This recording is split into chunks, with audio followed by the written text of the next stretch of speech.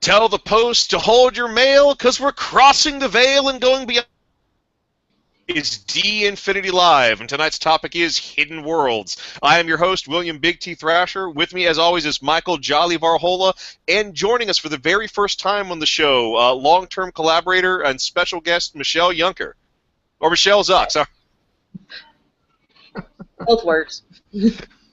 Yes, and tonight our topic is hidden worlds, those mysterious places that exist just at the edge of our vision, and how they apply to tabletop gaming. But before we do that, we've actually got a lot of stuff going on. First and foremost, with our website, d-infinity.net, we have had a rush of some really awesome content in the past. We want to talk about, though, we've got a couple of holidays coming up, particularly Christmas, and there's a sadly underutilized part of the Christmas tradition, and that is the Krampus. And that punishes the wicked. And our very own Clint Staples has actually been producing a lot of Krampus-based material for d-infinity.net. He has just recently posted, with stats for the Bash superhero system, stats for the Krampus's own vehicle, the Hell Cart. And actually, this is the uncolored version of the illustration I did just for that article. It's a chariot made out of birch bark with a demon skull in the front, pulled by the very hounds of hell. And that is a pretty cool. That is actually a pretty cool article.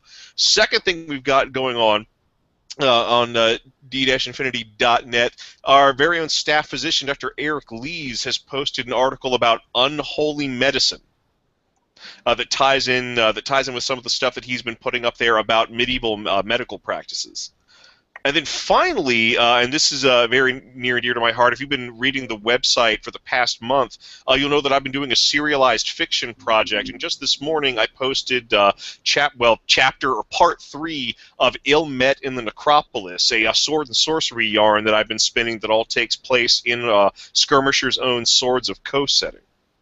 Pretty cool. Yep. Loving that. Loving that. I recommend people check it out. It's good stuff. Swords and sorcery for sure is one of my favorite genres, and I know it is yours too, Will. And we've been having a lot of fun with our Swords of Coast stories. Very true, and it's all, and just like a lot of the best sword and sorcery work, it's all inspired by the work of Fritz Lieber. It's gonna be Robert E. Howard and Jack Vance, and it's been really fun to write. I'm really looking forward to part 4, now, which will be posted next Thursday morning. I mean, look, by pure coincidence, I have and this is a coincidence. I'm drinking coffee out of my Bafford and Grey Mouser coffee mug. Oh, that's cool. Yeah, my dad gave me that. That is really neat. Pretty funny. Yeah, and Mike, what has been going on with our co-publisher Skirmisher? We've had a lot of fun and interesting things going on. I'll mention a couple of them.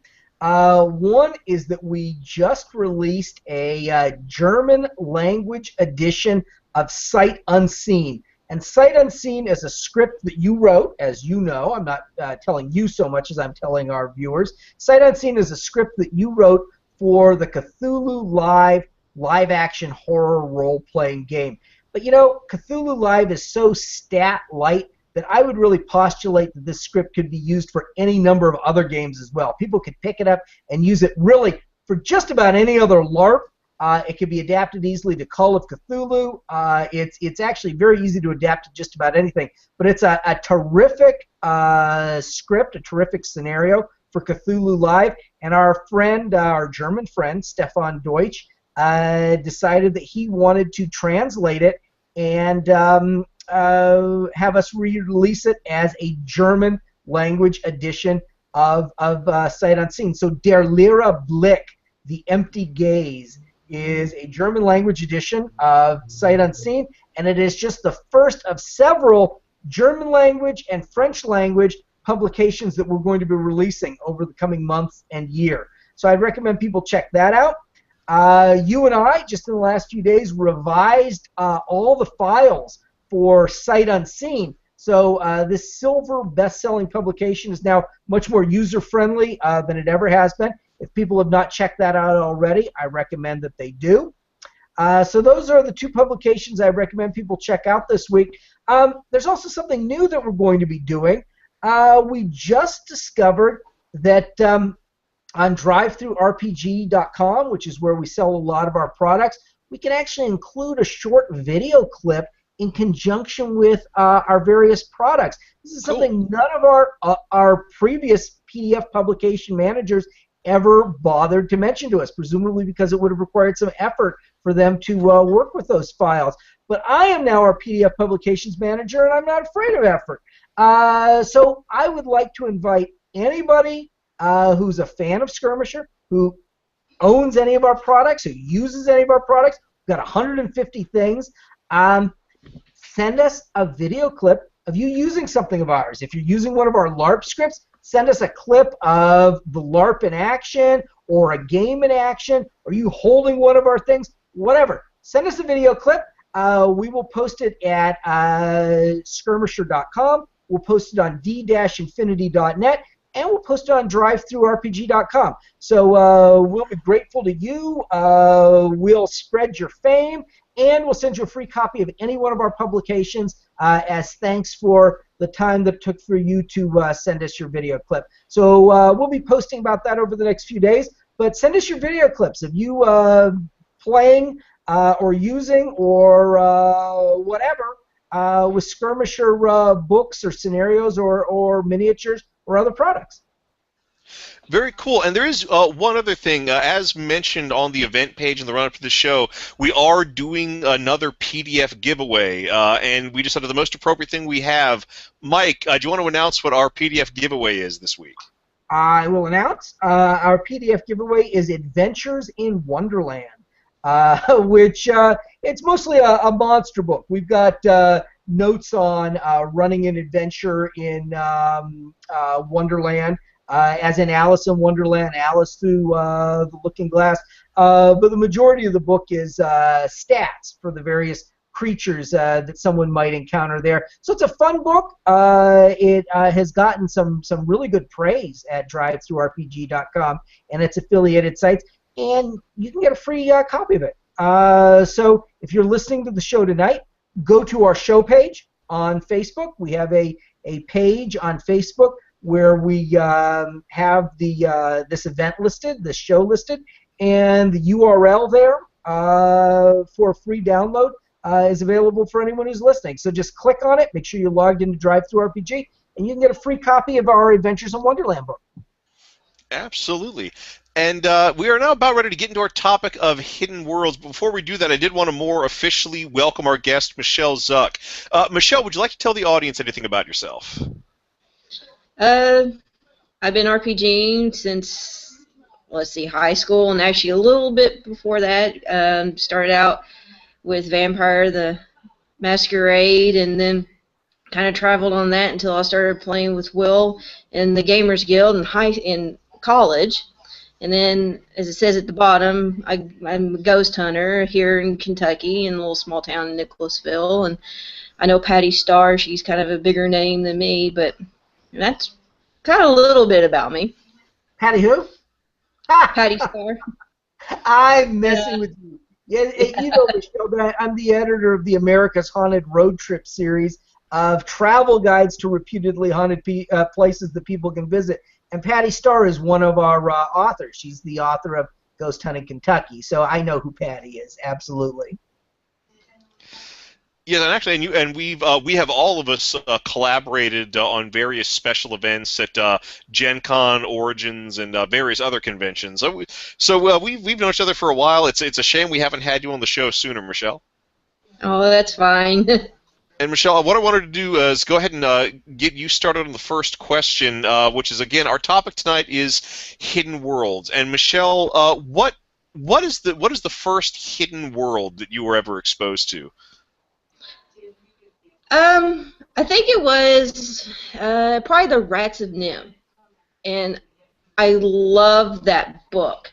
Just seeing that how it took the animals, put them in a human perspective, and it's from that perspective of the animals. I love that aspect of that book, and then seeing like they made the cartoon, and seeing the cartoon, and taking everything from my imagination and then putting it forward. So. Yeah, I guess I've got the the Rats of Nim animation that Don Bluth did is wonderful, and it has a great. It does something that a lot of the best hidden world fiction and cinema does, which is it builds something fantastic out of the mundane. There's nothing sort of supernatural about anything the rats have, but they've made this amazing other world out of Christmas lights and bits of string and buttons. It really is amazing. But how about you, Mike? You know, it's funny. Probably the first hidden world I heard about probably would have been Never Never Land, I would guess. Because when I was a kid, one of the movies that was actually showing in the theater was the original Disney animated Peter Pan. So it could have very well been Never Never Land. That's sort of a hidden world in a sense.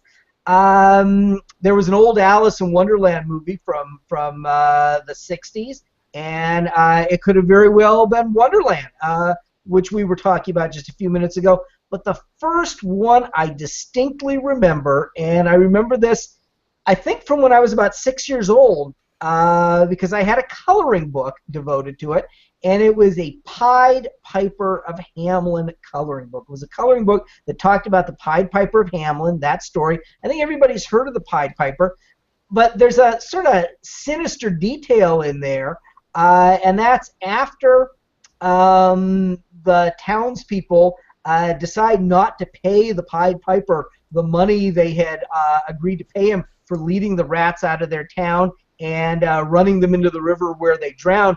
The Pied Piper reprises his act by leading their children away, and he takes them to a hidden land underneath a mountain.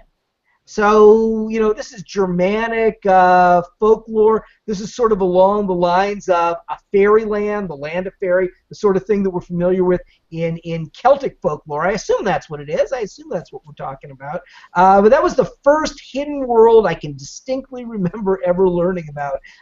This land that the Pied Piper took these children to pay back their parents and relatives for not paying him what they'd owed him.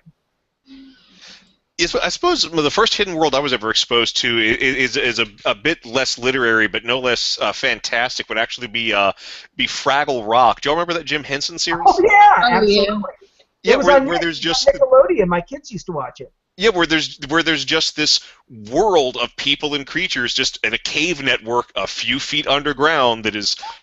Wherever you are, a few feet underground, all this stuff is going on underground as well, and just those, I just love those weird. One thing I love about hidden worlds is when there's some sort of culture clash between the mundane world and the hidden world, which was a regular segment on the show with the character Traveling Matt, who would always send home postcards about his time among the silly creatures. Yeah, and actually, you're right, Fraggle Rock. I mean, it's a kids thing, but it is a quintessential hidden world. It really is tapping into. I mean, Fraggle Rock is sort of like the Borrowers with Muppets, I would say. In a lot or of anyone ways, who's heard of the Borrowers. Yeah, which is actually another great example.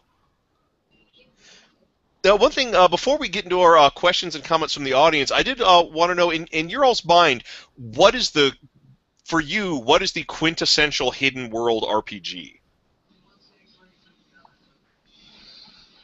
Michelle? I'm trying to think on that. I kind of like Corella's the witchcraft books for the RPGs because one that is kind of you don't hear much actually about the actual RPGs, but then also with all the different character types in it, it's something totally different, and I like that it's more down to earth than some of the other ones, and you have to be, when playing it, more secretive with it. Yeah, that is an RPG that does a good job of justifying how all this otherworldly stuff stays hidden, and it's not because of any really big code of secrecy. It's simply that magic is so complicated and involved that you'll never see someone on the street just throw fire at somebody. It's all about people locked in hidden rooms, poring over books and drawing magic circles on the ground. rituals where it's like an integral part of the game is performing rituals that can take days to accomplish, which I really like. Well, and Yeah. even then, there's also like characters types like the bass that they don't show themselves to people either. So when you're playing that character, you can't be like, "Hey, look at me! I can turn into a cat." Either you see the cat or you see the person. So. How about you, Mike? What's your quintessential hidden world RPG? Well, I don't know that Wonderland is my quintessential hidden world, but when you qualify the question by saying for RPGs, it's Wonderland, and I guess my justification for that answer is that's the hidden world I've actually published something for. Yeah, I think Wonderland's great on lots of levels. What I like about Wonderland is that it is so absurdist. It really is a great way to do a one-off or two-session adventure in between your regular adventures. And it's so absurdist and it's so weird, it doesn't even have to tie in with the logic of the rest of what you're doing. The characters go through the looking glass or down a rabbit hole or whatever, fall down a pit. Those are 3 devices that were used in by C.S. Lewis Lewis Carroll rather in Wonderland stories. So it's perfect to insert as just a microcosm. You can just do it as a one-off adventure. So that's kind of neat. That's a lot of fun. And a lot of the characters, a lot of the creatures that are encountered in Wonderland are game components. They're anthropomorphized, personified game components. So you're actually interacting with living, sentient chess pieces or playing cards. And I think that's really cool. That takes the whole game within a game thing. Who doesn't like the play within a play in Shakespeare and Hamlet? Well, a game within a game is just a lot of fun. And having game components as characters in a game that you're running within a game, I think that's terrific. And it just struck me. It's just like this dark epiphany. They didn't have polyhedral dice when Wonderland was written. But being kind of meta, why not go to Wonderland and sort of expand Wonderland and have greater Wonderland, and in addition to chess pieces and playing cards, have polyhedral dice people that you can encounter. I think that would be a lot of fun. So Wonderland's a lot of fun because it's game referential and because it's such a weird, discrete microcosm that you can just sort of insert in between other adventures. So it's my favorite for purposes of running a game. I guess for me, my archetypal hidden world RPG would have to be Changeling the Dreaming, which pulls off an interesting feat where the hidden world is not hidden to your character. You are a character that is both part of and apart from this hidden world, and you 24 hours a day exist in a mundane world and a fairy tale fantasy world all the time. And these 2 worlds that you're always stuck between are both putting different demands on you, and going too far in either direction will cost your character in some pretty severe ways. God, it's like a metaphor for real life. Yeah, and it just leads to it also just leads to some fun, whimsical things, such as, your character might only be 4 feet tall in the physical world, but in the fairy world, he might literally be a giant. And so even though you're only 4 feet tall, you're always ducking whenever you go through a doorway. You're always interacting with everything as if it was the tiniest, most delicate thing in the world. It's particularly if you're doing it live action, there's just wonderful sort of prompts for all sorts of neat little character traits and affectations you can play around with to give more flavor to your performance. All right. Well, going to our questions and comments from the audience, our first one comes from friend of the show, Richard Penwarden, who wants to know, as a player or GM, do you prefer it when the adventure takes place as a result of traveling to a hidden world, or do you prefer it when the hidden world's inhabitants get up to mischief in the game's real world? Michelle? I think whenever I played, I enjoyed it. It's kind of like with our Changeling, is when we were in the real world playing, because then you get to see like those other players' characters kind of shine. Like for instance, like with the Changeling, like Puka, supposed to be mischievous. You see a lot of that, people trying to be mischievous. Like with the RPGs, when we play Changeling RPGs or the LARPs, you can start seeing people acting out more outside of their actual personality. And I think it's more so like changing more towards the LARPing aspect of that. And it's just, that's why I think that with the having them in the real world, you can see more of them. Yet a lot of ways, you can have things kind of drown out by the whimsy of the hidden world. How about you, Mike? For me, it's really kind of the opposite. It's the other direction. I like having that hidden world be a discrete microcosm. And I often like elements of the hidden world, like its terrain or places within it, or the altered rules of reality that might persist there. So bringing the characters from our more familiar world, real world or game world or whatever, from the more familiar world into the less familiar hidden world, to me that's what's interesting. I love the idea of portals and gates and being able to pass through them, sometimes not be able to pass back through them or having to find a way to come back. I like the whole idea of sending the characters to that other hidden world and having them experience everything in it, not just a couple of characters coming from it and causing mischief. And there's nothing wrong with that. It just doesn't tend to be my personal preference. My personal preference is to have the real world be what it is, and then when I want that one-off or something weird or something different, move the characters into that more controlled microcosm where things are completely separate from and different than the regular game world. So I prefer to really send the characters to the other world rather than have the other world bleed over into our world. I've done that before too. So they're both good techniques, but I'd say for me it's more 90% of doing the one and 10% of doing the other. In my own case, I love fish out of water stories, and as a GM, generally speaking, in most fantasy games, I am much more likely to have the characters be drawn into the hidden world and have them have their adventures there. Although then again, if I'm running a game like Call of Cthulhu, I'm much more likely to have things come from the hidden world into the mundane everyday world. That's different, of course, because that's the whole point of the drill there, isn't it? Oh, absolutely. And actually, that's another hidden world we haven't talked about, or H.P. Lovecraft's Dreamlands, which is this hidden world that, unless you're a very special person, you only ever visit in your sleep. And I love but where there are very intentional points of overlap, and that's actually a very fun world to dump people in, especially when they are expecting a standard Call of Cthulhu type adventure. You put them in the Dreamlands, and it's inevitable that at first they think they're just in kind of a fun, whimsical, sort of Arabian Nights-style Narnia fantasy land. Very much so.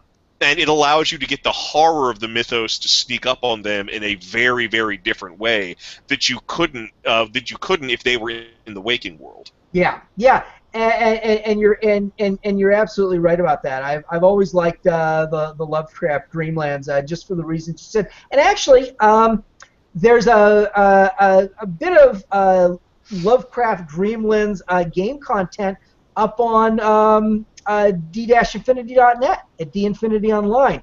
My HP Lovecraft D20 project includes several pieces of content that tie in with the Dreamlands. And you might remember, Will, you converted all those to Pathfinder for volume number 6 of D-Infinity magazine.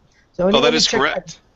D-Infinity volume number 6, The Mythos, includes a number of Pathfinder-statted Dreamlands content, and D20 versions, OGL versions of that content is available for free up at D-Infinity Online. So if people just go there and search for HP Lovecraft or just Lovecraft D20, those items will all pop up. So yeah, I obviously agree with you. The Dreamlands are something that I've really been interested in and statting content for 25 years. And actually, a big part about getting into that hidden world, there's always some sort of transition. There's always some sort of crossing of a threshold.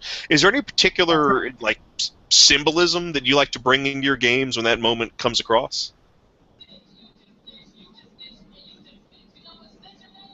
Are you calling on someone in particular, Will?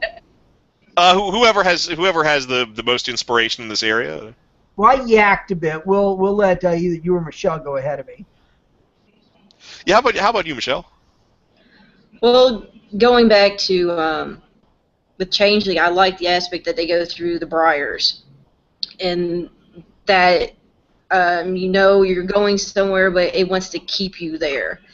Um, Also, I like some of the other aspects, some of the other like books I've read.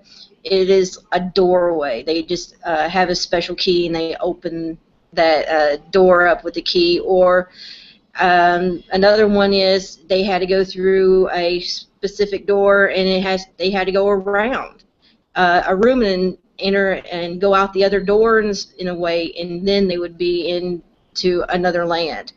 I like that aspect of like that transition from obvious from one to another, so they know that they are somewhere different. Yeah, and actually, something that I'm a big fan of is I try not to have my transition into the hidden world be too obvious. So I'm a very big fan of having the adventurers get led astray, and that's what gets them, and that's what helps them to cross over. So I'm a big fan of organizing an encounter that turns into a chase scene where they chase or are chased by something into this other world, and they don't even notice that they're in another world until it's far too late, and until the strangeness hits them in the face like some sort of big shock. I'm actually also a big fan of having death be what crosses the characters over, even if it's not specifically like a hidden world of the dead, like what exists in Wraith the Oblivion, but where if a character appears to be on the verge of death and everybody and nobody has any way of remedying this situation, role playing it out to the point where you think that death is inevitable, and suddenly some other power has taken advantage of that being on the threshold of life and death to cross everybody over in another world. That's a great way to get divine intervention worked into the story. I guess I've always liked more explicit means of traveling from one world to the other, and that's probably because I listened to my father read to me the Narnia stories when I was a kid, and then after a point I read them myself. And the Narnia stories are always have very explicit means of traveling from one world to another. So Lion, the Witch, and the Wardrobe, of course, the characters go through a wardrobe, and that takes them from an empty room in a house, a room that has nothing but a wardrobe in it, a big cabinet, into a forested area of Narnia. And then in the 6th or 7th book of the series, there's the world of wells, where there's this plain that's nothing but these wells that characters can drop through and end up in various other worlds. So the sort of explicit portal, that's something I've always liked, and I've carried that over into my writing. I've always really enjoyed the idea of something that looks like a doorway and is just etched in stone. It looks like a door, but of course you can't go through it because it's just something that's sort of carved in stone. But then through some sort of magic or a key, you're actually able to activate this door that's set in stone and move into another world. Land of the Ghouls is something.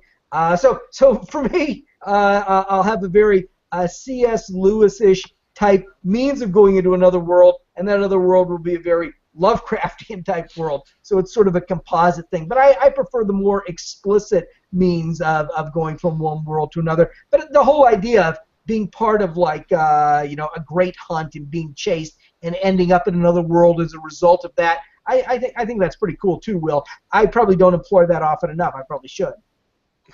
Actually, speaking of that reminds me of something I did ages ago in a game. It all took place. A central feature of the game was this apartment, and there was on the top floor of the apartment was a door that didn't go anywhere. It was just, if you opened the door, it was just a bricked up wall. And in fact, if you looked at the architecture of the building, if there was a door there, it would just open into empty space.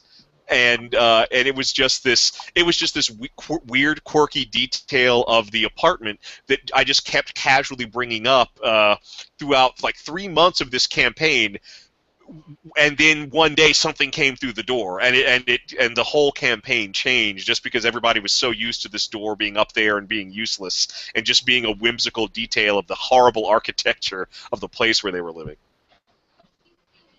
I got another question from a good friend Heath, who wants to know, has anyone pulled the Ravenloft trick on their players or had it pulled on you? As in, it's easy to cross into the hidden world, but you have a hard time getting out again. I had that trick pulled on me in 1983 or 1984 with the first Ravenloft module. So I played through it right after it came out. I played through original Ravenloft in first edition D&D back when I was in boarding school for high school. So I would say yes, not just a Ravenloft-like trick, but the original very first Ravenloft, which had the very best maps TSR had ever done up to that point. Some very cool three-dimensional cascading-looking map. So I would say yes, Ravenloft-like in that it was the original Ravenloft. How about you, Michelle? Yeah, I think it was like back in college when we were playing our Changeling game. We went deep into the dreaming, and it was the battle upon battle to get back out of the dreaming, and consist of us almost destroying the world to get out of it. Although, to be fair, half of the reason why it was so difficult for you guys to get back is that in the course of your journey, the boat you were on, the Tinker character had engineered the boat to be intelligent and to be able to pilot itself, and during one adventure had the bad advice to tell the boat, just told the boat, go over there. So the boat went over there and didn't stop going, and your transportation just drove away. Yeah. So that was completely unplanned. That was just an interesting side effect of several player actions converging. Yeah, I have done the thing where you kind of get where you get pulled into the hidden world, and it's hell getting out again. The biggest time I actually did that was in a science fiction game where everybody was told they were on the first faster-than-light ship on an expedition to Alpha Centauri, but something went wrong, and instead of going to Alpha Centauri, they went 300 years into the future, where the Earth had been practically destroyed in an apocalyptic scenario, and they had to find a way to recreate the circumstances that made time travel possible so they could go back to their present so they could prevent the apocalypse. Although one thing that's, when you set up that campaign where you're easily pulled into the other world and it's very difficult to get out, there's a very interesting direction that kind of campaign can take, which is at some point I find in a lot of those campaigns, even if the goal is to get back home, in a lot of ways, regardless of who the characters are when they start, they grow into characters who really excel in that other world, and there's very often a circumstance comes up where the characters don't want to leave that other world. That other world has become their home. They might be living a better life there than they could ever hope to live at home, and that can actually create some interesting conflicts, because at that point, do the ones who want to stay out of a sense of honor still help their allies and friends who want to leave? If you decide you're never going back home, then what does it take to firmly entrench yourself and carve a home out of that other world? And those I find are some of the most rewarding and enriching campaigns. I would venture to say that unless you create a world that's really shitty, unless it's actually hell, and then maybe even I'm reading Dante's Inferno right now, which is about a character who's traveling through hell. And it's questionable the whole way whether he'll ever get out. He keeps meeting all these damn souls that say, well, you're never going to get out of here. But I'd say even if it was hell, there'd be characters who would try to carve out their own kingdom, who would try to make something of it. And I think that's just the adventurer ethos. I mean, I remember the first time I saw the first time this conflict, the idea that you'd have trouble getting back, but you might not want to. The first time this conflict ever struck me is when I saw this dreadful movie, which I suspect everyone who's viewing has ever seen, Honey, I Shrunk the Kids. Oh yeah. And it is just really, it reflects the most mediocre elements of human psychology. I mean, basically, these people get shrunk down to microscopic size, and they're given the privilege of exploring this incredible world, and they're anxious, not that they might be torn apart by ants, which are now bigger than them, not that they might be trapped there forever, but that they might not make it back in time to meet their friends at the mall. And this is what really struck me, just the mediocrity of the audience that this message was being pandered to. That this was really just a movie that was designed for people who sucked. And it really exemplified this dichotomy that you're talking about. And I think The Adventurer is the exception to that. The Adventurer, for better or worse, might be a villain, might be a hero, but they're not mediocre. They're interested in exploring and learning new things. So you're right. The whole premise that it's built in, that they're automatically going to want to get back, rather than just exploiting the world or exploring it or whatever, that's not given. They might not want to come back that quickly. That was always the thing that kind of bugged me about the old Dungeons and Dragons cartoon, was why they were so obsessed with getting home. Their lives were awesome in that other world. Right. They had magic, they had power, they were heroes. They're gonna go back. They're gonna go home and they're gonna get bullied in the school cafeteria. People are gonna be giving them wedgies in the hall. Why are they anxious to get back to get that?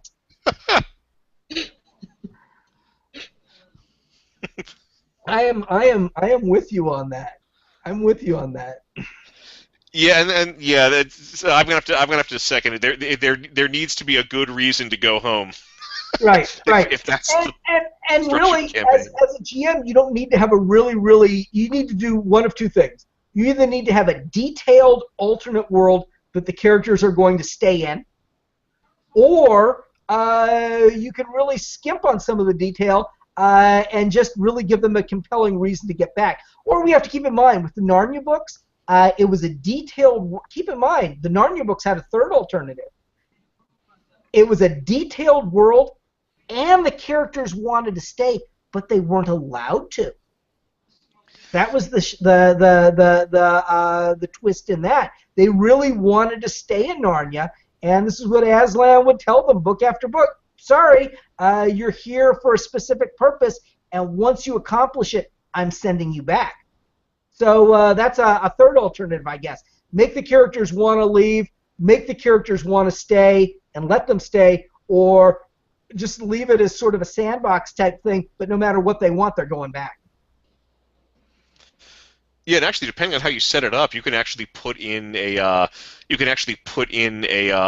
time limit, which actually reminds me, one of the hidden worlds you've mentioned a few times is Lankmar Below from the Fafhrd and the Grey Mouser books by Fritz Lieber, and that's part of that where there's a whole hidden city populated by rats underneath Lankmar, and the only way to get in there is to drink a shrinking potion, but all the shrinking potions wear off after 8 hours. So you've got to drink a shrinking potion and disguise yourself as a rat. Yeah. So you've got to in a world where there's no sunlight, you've got to keep track of what time of day it is so you can get out of those tiny cramped tunnels when you return to your original size. Right. So you don't get turned into like a Play-Doh creation. Yeah. Exactly. That's a great story. I love that. Of all the Lankmar stories, of all the Fafhrd and Grey Mouser stories, I love that one. That is really terrific. I mean, a lot of scenes from that just stick with me to this day.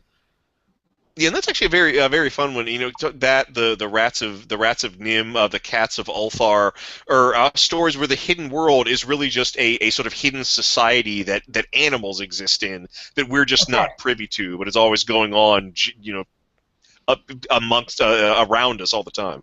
That's right, because hidden world can mean different things. That's exactly right. It can mean actually a world within a world that's taking place inside the walls of our homes, or in the ground beneath the world that we live in, or really, like you said, just an alternate society that we don't see. So in which case, it's almost like social commentary on some level. So yeah, you're absolutely right. The whole idea of a hidden world is that it could actually exist in multiple different ways or levels. Now, and then another aspect of hidden worlds is a whole subcategory of hidden worlds where the hidden world is a whimsical, dark, or twisted reflection of the mundane world. There's lots of different versions of this. One of the most recent ones that comes to mind is a BBC radio series called Undone, about a parallel version of London called Undone that exists sort of just out of phase with London, and there's this bureaucratic government agency that is just there to make sure that there isn't any unauthorized trade or immigration between these two worlds. And it's just really delightful that you have these like sort of British civil service bureaucrat type people who are in charge of keeping monsters and technology and things from passing over. And I think that kind of stuff is very fun. Are there any examples of that you all are particularly fond of, Michelle?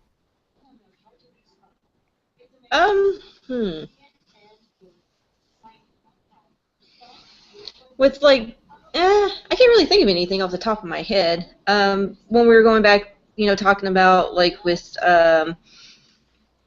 characters in alternative world, I know what's really popular now, if you think about it, were people who want to either get out of it or stay. It would probably be with like The Walking Dead, because with that aspect of it is you got people who, if they were actually characters, which they are in the comic book, but do they want to, you can have them where do they want to create their own civilization, not travel like they are? And then you got right now is where they're trying to cure the zombie plague. Right. But that's with them trying to get out of that situation. So. Now, how about you, Mike? What was the question again? Oh, just examples of hidden worlds in literature or gaming where the hidden world is a reflection of the mundane world. Well, not to sort of skate on the answer, but Wonderland is, of course, commentary on the British monarchy at the time that the author was writing those stories. So it's got a lot of satire worked into it. Somebody had mentioned on our event page, it asked, does Lilliput count? I don't know. I don't know if it does or not. Lilliput and Brobdingnag and the various other stories that appear in the Gulliver's Travels, those are by Jonathan Swift, and those are social commentary and satire on the sort of weird, repressive, socially unjust society of his era. And if you really want to go back to the earliest, I guess my favorite hidden world that meets the criteria of what you're asking with this question is what I alluded to before. It's Dante's Inferno. It's Dante's Inferno. It was written about 1300, so about 700 years ago.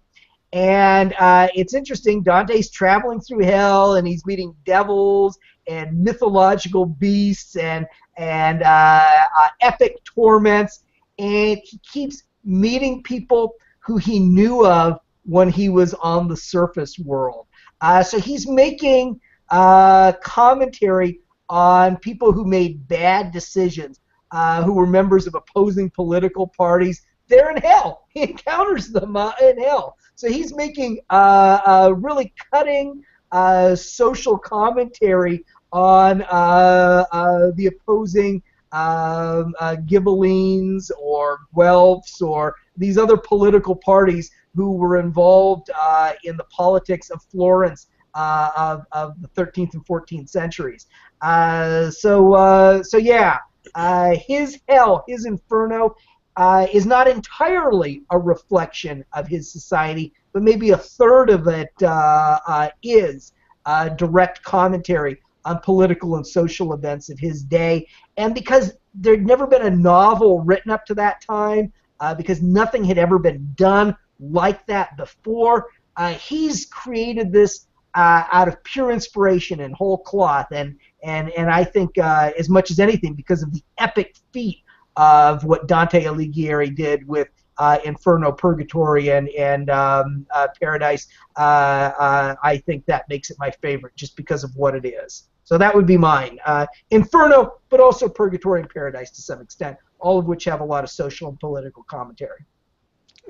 Yes, I suppose it's been on my mind because I've actually been reading the novel "Stalking the Unicorn" by Mike Resnick, which is a hidden world novel about a hard-bitten gumshoe sort of film noir style detective, and on New Year's Eve, out of nowhere, an elf shows up in his office and offers him $10,000 if he'll help him track down a stolen unicorn.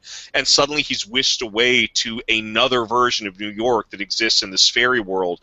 And it's just all full of really sort of wonderful, overblown fantasy hybridized versions of New York staples. There's a great bit where they go to the Natural History Museum, and after dark, because the taxidermied animals are so lifelike, they forget that they're dead. So every night, the taxidermy animals wake up, hop off their perches, and go hunting prey in the exhibits. And it's just boy, there's a lot of L. Frank Baum in that, isn't there?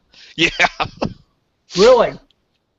And there's just and I guess that's an indirect shout out to our friend Carol Bosselman, who's another friend of L. Frank Baum. A.K.A. Oz, and she's done some really, really fun literary and art projects tying in with that. So I guess we should do a shout out to Oz for her sake, because I know that's something that she has done a lot of work with. Absolutely. Well, Mike, Michelle, I think we both had a really good topic on the discussion of hidden worlds. So let's go ahead and get your final thoughts. Michelle, as our special guest, why don't you go first? I think really to make any kind of game fun is to, I think, read a lot. One thing that came to mind when we were talking about different worlds is Robert Zelazny, the Amber novels, and the way he portrayed just a difference in like the sky color. That is a different world and how the person travels through it. It can add a lot of depth to a game where you're traveling more than just going down the street. Like with Shadowrun, when you're fighting or something, yeah, you're fighting, but then when you add in that different aspect to it, it makes you think more as a character as well as playing your character. That's good. Cool. And Mike, your final thoughts. Man, I'm usually not at a loss for a final thought, final word. I would just say I keep an eye out on everything that we're doing. We talk on this show about our new releases, so go to drivethrurpg.com and just go to the Skirmisher publishing page. We've got one new release out a week. We have one new... busting our asses. One new thing a week, even if it's just a little thing, is a big deal. So go to drivethrurpg.com and go to the Skirmisher publishing page and see what we've got out each week. Just check it out. It's free to look, right? And go to d-infinity.net, D-Infinity Online. There is so much new content going up there. Clint Staples is posting a couple of items a week. You're posting a couple of items a week. Chris Van Deelen is posting a couple items a week. We've got stuff from multiple systems, multiple games, just such a great diversity of terrific material. D-Infinity Online is a true electronic game magazine, and I would just encourage people to keep an eye on it because there's new, fresh, fun, insightful material going up there every day. Very cool. And I suppose my own final thoughts to echo what Michelle said. Do a lot of reading.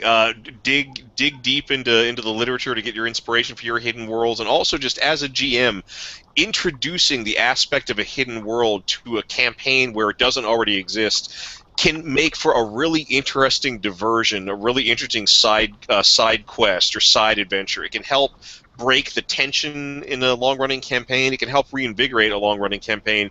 And it's also a good thing to keep in reserve because it's inevitable you're going to have that one session where only half your players show up. Well, no problem. Have the half that show up get sucked into that other world and have a crazy side adventure, and then have them pop back just seconds after they left.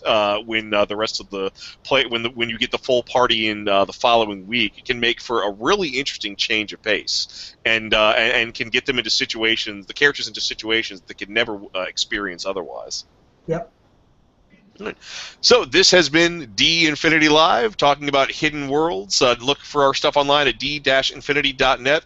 So for myself, William T. Thrasher, for Michael Jolly Varhola, and for our special guest, Michelle Zuck, this has been D Infinity Live, and we will see you all next week.